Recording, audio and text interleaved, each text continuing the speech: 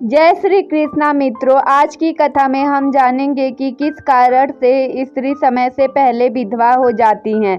दोस्तों, और ऐसा कौन सा कार्य है जो स्त्री को नहीं करना चाहिए जिसके कारण स्त्री समय से पहले विधवा हो जाती है। दोस्तों, आप लोगों से निवेदन है कि इस कथा को पूरा सुनें और स्त्रियां इस कथा को जरूर सुनें। दोस्तों, आप लोगों को ज़्यादा समय ना लेते हुए कथा को हम शुरू करते हैं। दोस्तों, एक समय की बात है जब देवलोक में विष्णु जी के भक्त देव ऋषि मुनि आकाश में से विचलन कर रहे थे। तब आकाश पर उन्होंने खड़ा होकर देखा तो कुछ स्त्रियां फूल तोड़ रही थी। जो देखने में दोनों स्त्रियां एक ही उम्र की थी, परंतु उसमें से एक स्त्री विधवा हो चुकी थी और वह बहुत दुखी लग रही थी। पर बाकी सब उम्र की औरतें अपने पतियों के साथ खुशी से अपना जीवन व्यतीत कर रही थी। देव ऋषि यह सब देखकर पहुँचे यमराज के पास। उन्होंने वहां पहुंचकर यमराज जी को प्रणाम किया। तब देव ऋषि मुनि यमराज जी से बोले कि यमराज जी, मैं आपसे आज मिलने आया हूँ कुछ प्रश्नों का उत्तर लेने। तभी यमराज यह सुनकर बोलते हैं कि बोलिए देव ऋषि, आपका प्रश्न कौन सा है?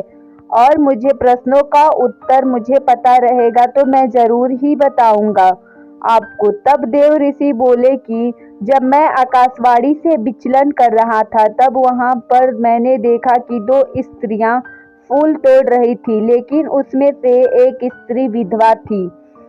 और ऋषि मुनि बोले यमराज से कि मुझे आपसे 3 बातें जाननी है।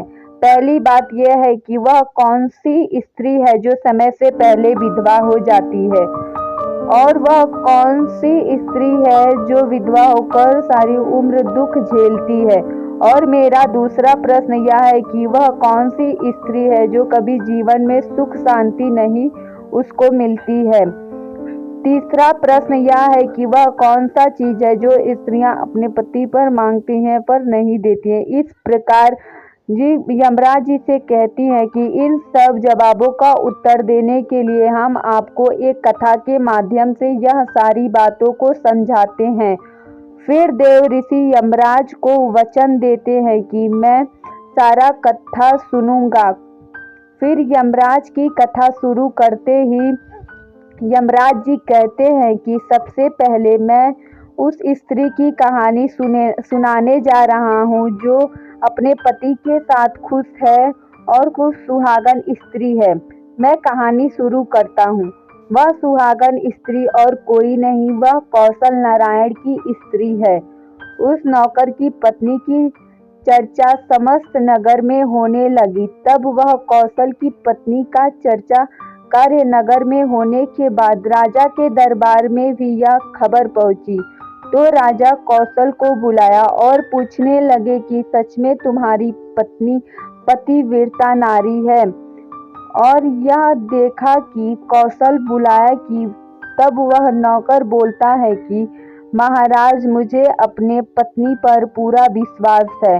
तब नौकर की यह बात सुनकर यमराज के मंत्री बोले कि क्षमा चाहता हूँ महाराज। लेकिन यह मंत्री बोला कि क्षमा चाहता हूँ महाराज, लेकिन यह कैसे हो सकता है?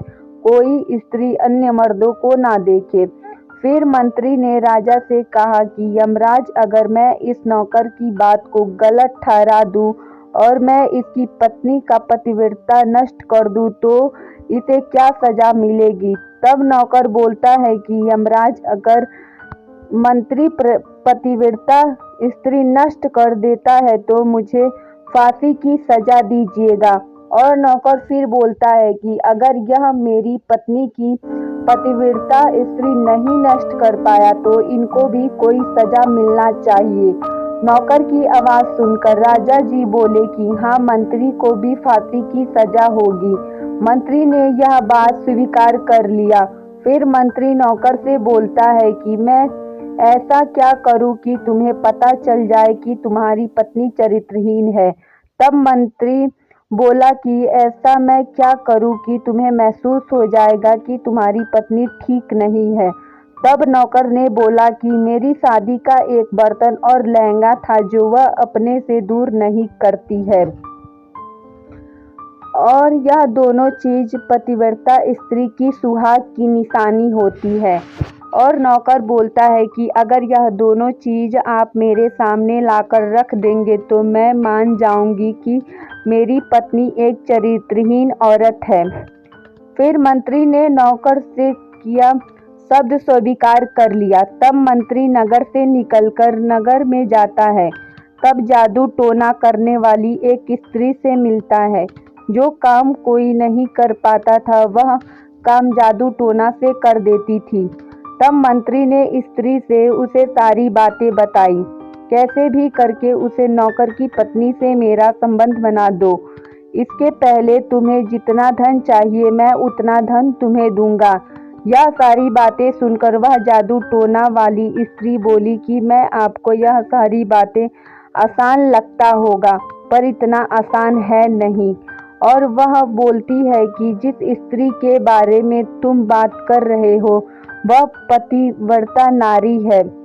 उस स्त्री को नहीं धन का लोभ है ना ही किसी वस्त्र का। फिर एक पतिव्रता नारी से जादू टोना वाली स्त्री बोलती है कि तुम्हें फटकार लात कर मार कर देगी। फिर तेरी और तू के लिए और नगरवासी तेरी खाल उधार लेंगे। यह बात सुनकर मंत्री डर गया और बोला कि यदि तुम अगर संबंध नहीं करा सकती तो तू एक मेरा काम कर दे। उसके घर जाकर पटका और उसके लहंगे का साड़ी लाकर मुझे दे दे, और उसके जान के पास कोई निशानी हो तो भी देखकर मुझे बता दे। मैं तुम्हें लहंगा और जेतान बता दूंगी।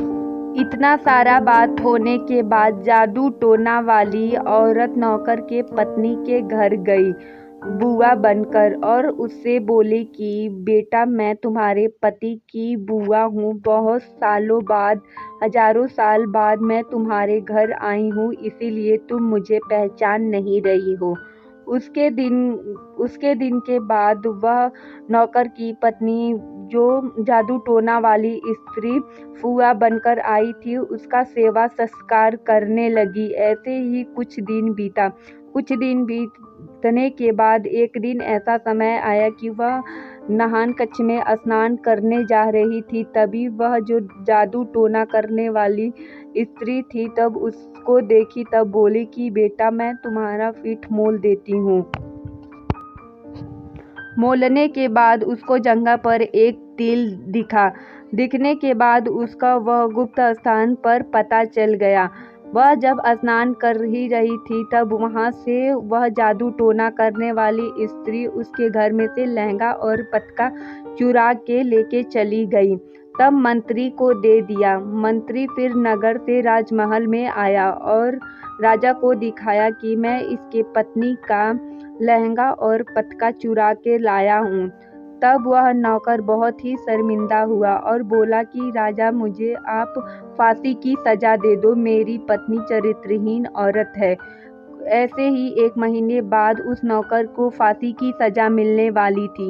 यह सारा बात नौकर की पत्नी जान चुकी थी। फिर एक दिन ऐसा हुआ कि नौकर की पत्नी राजमहल में नाचने वाली नृत्यिका बन के आई और वह नाचने लगी। नाचने के बाद कुछ समय बाद बोली कि राजा मेरा एक सोने का अंगूठी गुम हो गया है। राजा बोले कि तुम्हारा अंगूठी कौन चुराया है? तो उसने बोला कि मंत्री ने। फिर मंत्री बोला कि राजा मैं तो पहली बार इस स्त्री को देख रहा हूँ। तब नौकर की पत्नी अपने असली वेशभूषा में आई। तब बोली कि महाराज मेरे साथ ऐसे ऐसे घटनाएं हुई हैं।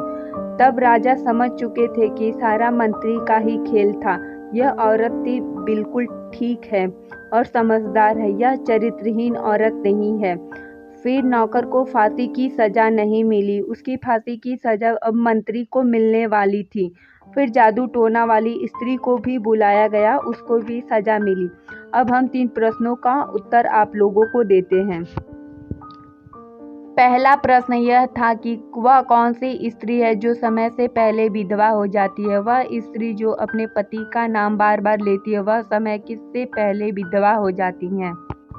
दोस्तों, अगर कोई महिला अपने पति का नाम मुख से लेती है तो वह जल्दी ही विधवा हो जाती है।